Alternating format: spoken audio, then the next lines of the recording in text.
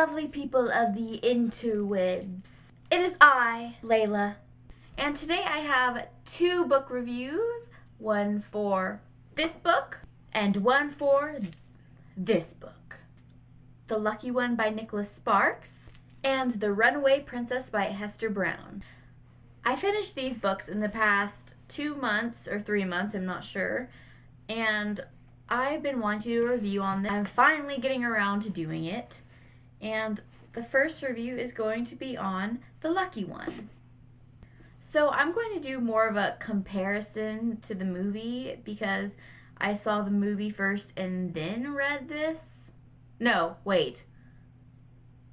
I read the book and then I saw the movie and was expecting so much. I was so excited to watch the movie because I'd wanted to see it in theaters so bad, but I didn't get to. So let's start off. This is the first Nicholas Sparks book I have read. I don't know very much about him, but all I will say is that he's a very romantic person, it sounds like. I've watched a lot of his books turned to movies. I've watched The Notebook, The Last Song, Dear John. And then I read on the internet one really cool fact is that I don't know how many children he has, but he names his main characters in the book after his children. And what I noticed is one of his daughter's names is Savannah, and that's the main girl or who Amanda Seyfried plays in Dear John. So there's a fun fact for you if you didn't already know. I'm just going to put it out there that there may be a few spoilers. Oh, not maybe. There will be spoilers, so if you don't want to see that, then I suggest you not watch the video. Unless you don't like things being spoiled for you, then that's fine, you can keep watching. The movie is definitely a chick flick. Like most of all Nicholas Sparks books, I'm sure that the movies are all chick flicks. The beginning of the movie is so sad because in the movie, Tebow, aka Zac Efron, or what would make better sense, Zac Efron, aka Tebow, or Tybalt. It's so different because they're playing a shooter game, the kids, when he's with his sister, and he gets scared because of the war in Iraq, how he was a Marine and stuff, and I don't know, I just think that's so sad. The beginning of the book, though, is like really weird. There's this officer creeping on girls who are skinny dipping in a river, and I read that, I'm just like, what? Do you have anything better to do with your life? And he was taking pictures too. What a pervert.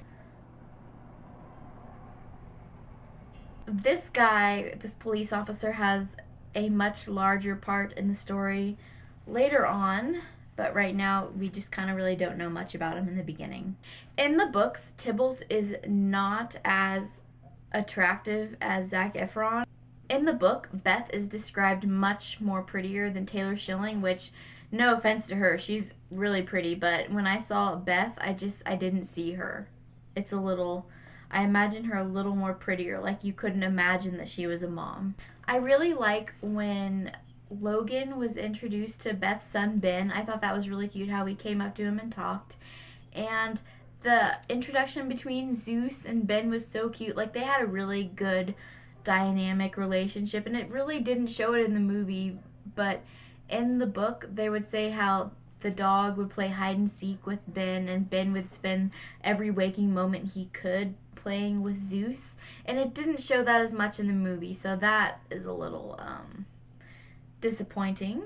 Oh, also another really big difference from the book and the movie is there wasn't really a boat in the book. They just added that in, I guess, for dramatic effect or something. I don't really know why they added the boat, but they did.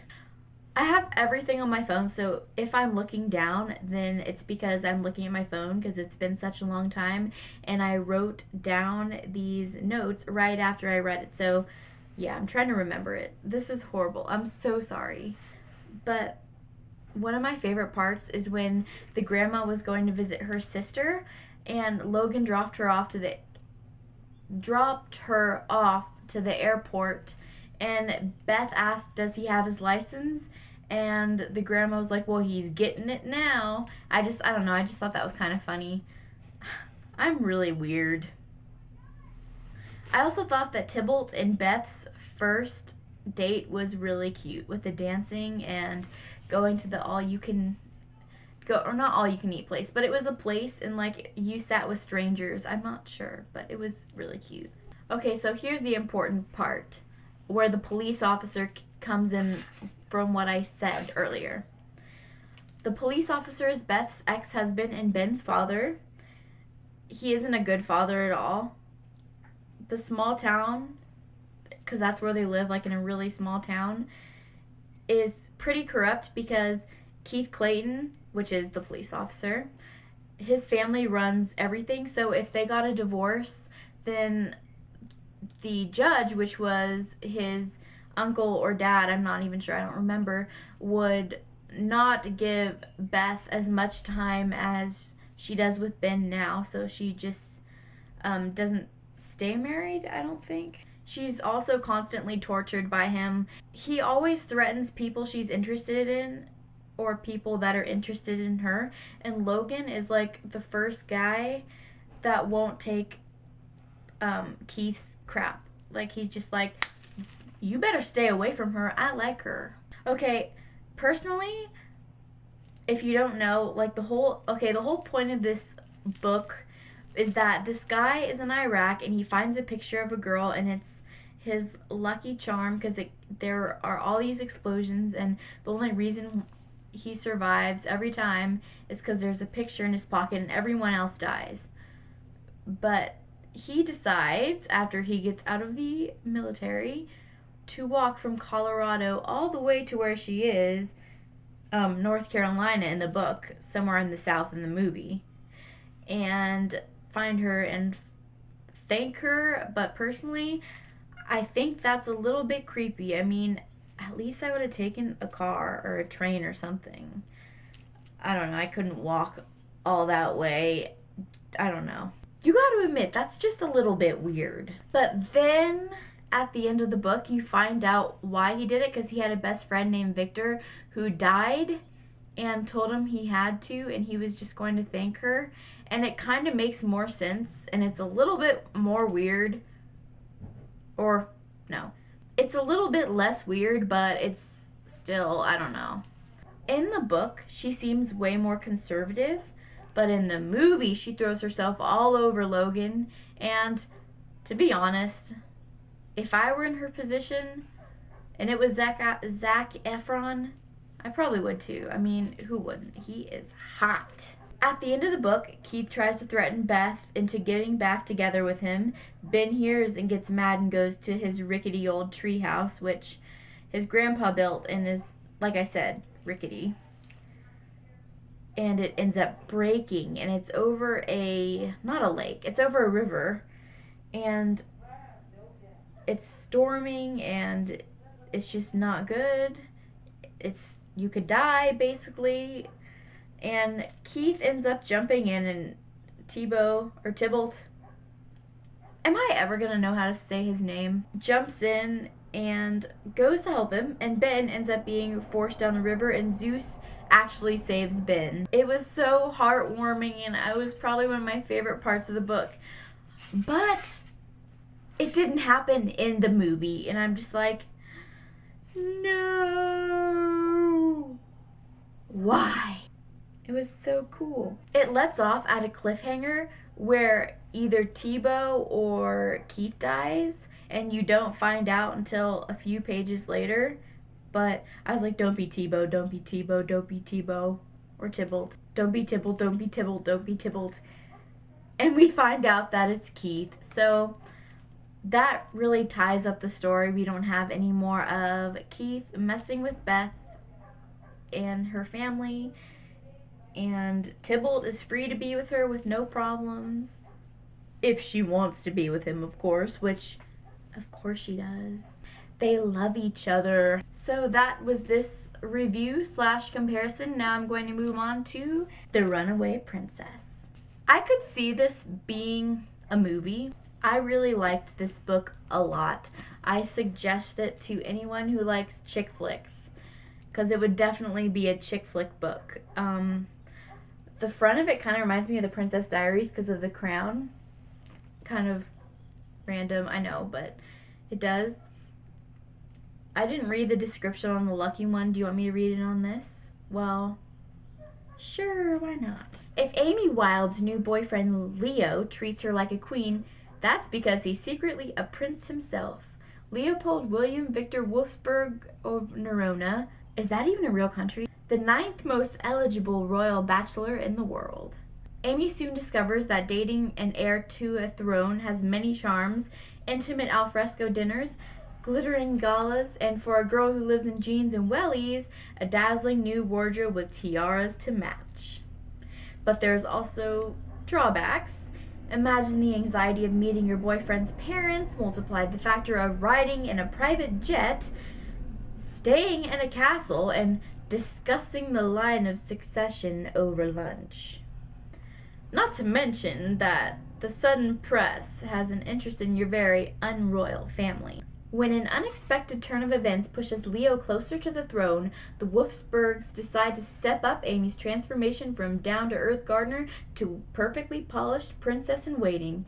Amy would do anything for Leo, but is finding Prince Charming worth the price of losing herself? All in all, this book sends out a great message that you can be yourself, and the person that is willing to love you will accept you for who you are. This book was also really appealing because she fell in love with the prince. And I feel like this is kind of like Kate, Princess, or Duchess Kate and Prince William.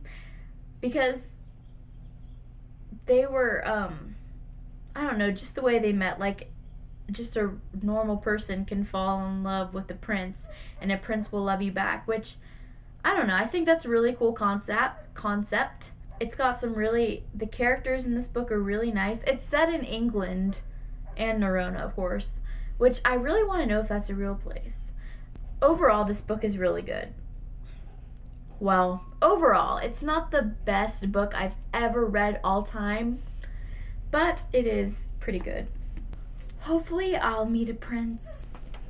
I don't know, I just really like this, and I think anyone will. I know I'm rambling, I'm trying to think, because I didn't write notes in my phone like I did for the lucky one. I really like how in this book the main character, Amy, wasn't beautiful or spectacularly beautiful or anything like trying to be like super cool, popular, rich.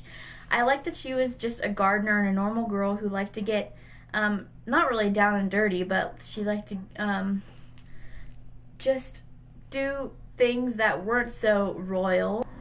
One thing, though, is I thought she was a little whiny about things. There were several points in the book where she whined a lot. I really like the way that this book is written. Okay, that's going to be it for that review because, honestly, I don't remember too much, but I did like it, and I thought I'd let you guys know that I did like it. I will probably do a more in-depth review on my blog, which will be linked below. I haven't really been doing much blogging because I've been more into vlogging, but I will start doing more blogging. I really like doing that. I used to have a blog in 7th grade, and I thought I did so well. I was so proud. I had like 40-some followers, and I used to like rate different celebrities' outfits and say what I liked and what I didn't like about them. I should probably do a video like that. I could totally do a video like that. I don't know, I just love doing that. I used to get a lot of positive feedback. So random, I know. Okay, so as I said in my very last random vlog, I was reading The Other Boleyn Girl by Philippa Gregory. I loved her, what's it called, the War of the Roses books. Like, you know, the Red Queen, the White Queen, Lady of the Rivers. I still need to get the Kingmaker's Daughter, but every time I go to Target, they don't have it. Like, they had it one time, and it was the time I didn't have money. And then I went back specifically to get it, mind you, and they didn't have it. And I want to read that book so bad. I am really enjoying this book. I spent a lot of time reading yesterday. I was on page 26 before. Now I'm on page 106. So this will be the end of this video. I hope you guys enjoyed it.